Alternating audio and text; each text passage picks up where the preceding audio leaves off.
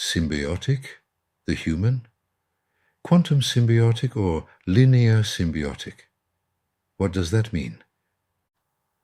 Arthur Koestler had described in one of his books a brain surgery he had watched, while a small experiment was taking place at the time. When the doctor touched a specific area in the patient's brain, the patient held up his hand. He was asked not to do so, but that was impossible.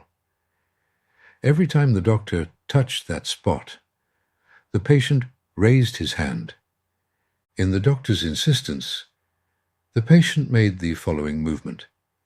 He grabbed the hand that was about to be raised with his other hand in an attempt to stop it. The writer then wondered who gave this command, and he replied, "The ghost that resides in the human machine." The same ghost replies when you ask someone how he feels, and tells you 95 out of 100 times, "My head hurts, my hand hurts." He does not say, "I feel hurt in the head, I feel hurt in hand." So there is a possessive answer rather than only the identification of the point of pain. Who then is outside the hand, outside the head, and considers them to be his own? None. These are stupid thoughts, you might tell me. We learn to say so, but it could also be the ghost in the human machine that speaks through our mouth.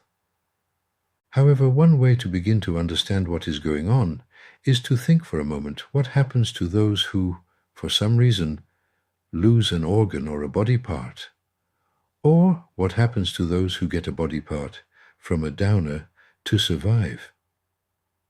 However, I do not think there is the slightest doubt about not being a unified set of particles.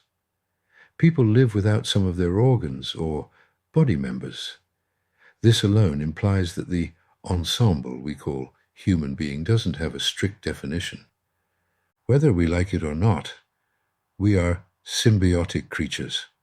That is, to understand at least what I mean, let's take the general notion of the broad set of families. To constitute a gathering of people, a family, I refer to the exact meaning of the word. The members must be associated with a specific relationship. This relationship is characterized by a new consciousness, a consciousness that is above the consciousness of the members as independent units, and is the one that integrates them into the new unity. In this way, various sets have created that combine with each other to create larger ensembles of a higher form of consciousness. The cells generate cell groups. The first level of consciousness, those groups create organs, the second level of consciousness, and the organs, in turn, create individualized human units. Therefore, as humans, we are a couple of consciousnesses above that of our cells. The level of operation on the first level is known as fight or flight. The cells are functioning in this way. In the second level of consciousness, this principle is modified and other elements are added, and so on. In simple terms, we are the epiconsciousness, hyperconsciousness of that third class. And please be careful. These levels of consciousness do not have to do with the subconscious and the unconscious concepts that are misunderstood. For example, the unconscious, and whatever functions it consists, are not at all unconscious functions for their level. They are unconscious for some higher level that simply envisions their role. Welcome to the concept of the ghost in the human machine, or of one's self, according to many others. Someone is bound to ask, are we finally linear or quantum beings? Because if from one point of view we are symbiotic creatures moving in a linear reality, and from another aspect we want to believe in a quantum continuum, don't we lose the essence of life? The answer depends on the angle we sit.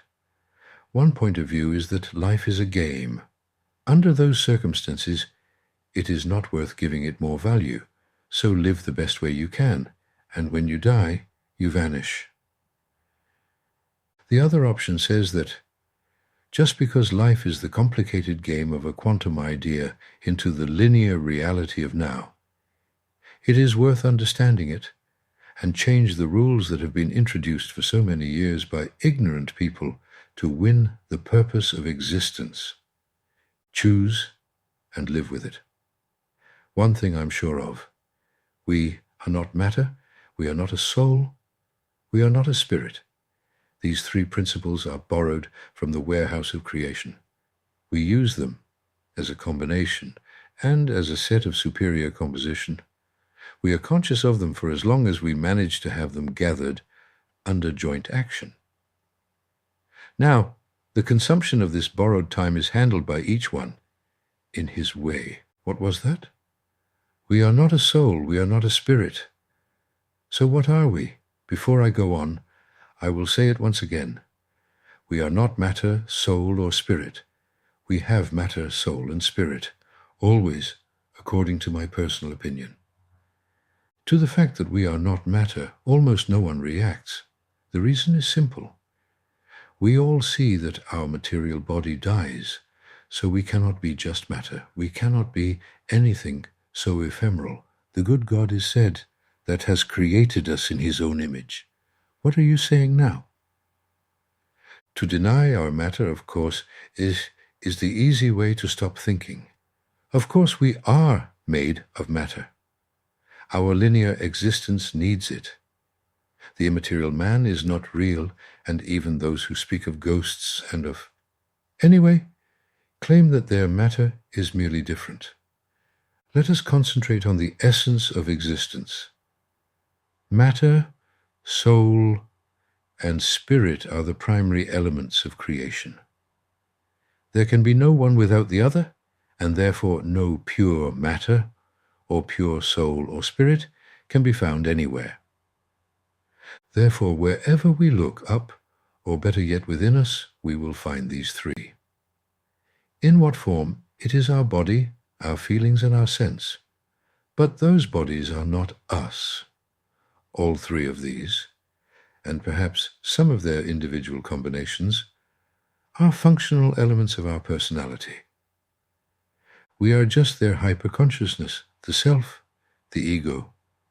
And because we are not these three, we are allowed to exist when they cease to function as an individualized whole. So the act of death becomes a resurrection.